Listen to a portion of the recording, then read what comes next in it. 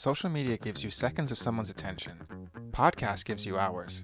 Here's how PR professionals are using that to their advantage. Podcasting has quietly become one of the most powerful visibility channels in PR.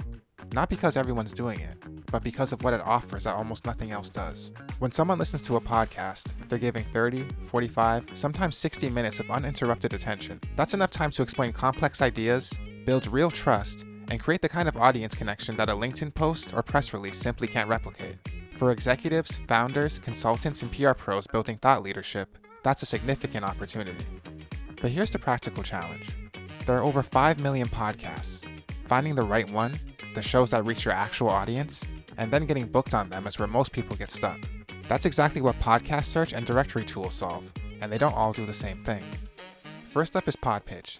This one is built specifically for getting booked.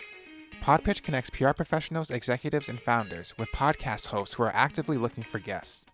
Instead of cold pitching shows one by one, it streamlines the outreach process, helping you identify relevant opportunities and pitch hosts more efficiently. If your goal is securing guest appearances for a client or building your own thought leadership through podcast interviews, this is where to start. Next is Podchaser. Think of this as the research layer. Podchaser is one of the most comprehensive podcast databases available. You can search by topic, category, audience size, and guest history. That last part is especially useful for PR workflow. Being able to see who a host has previously interviewed tells you a lot about the kind of guest they book and whether your client is actually a fit. It's the tool you use before you pitch to make sure you're targeting the right shows in the first place. And third, Rephonic. This is the audience intelligence tool. Where Podchaser helps you discover podcasts, Rephonic helps you evaluate them. It gives you data on listener numbers, audience demographics, and show reach, so you can make smarter decisions about which opportunities are actually worth pursuing. It also services podcast recommendations based on what you already know.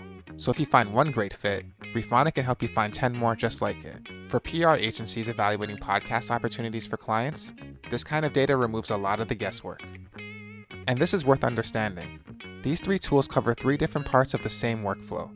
Podchaser for research and discovery, Rephonic for audience intelligence and evaluation, Podpitch for outreach and getting booked. The smartest PR professionals aren't just picking one, they're using them together.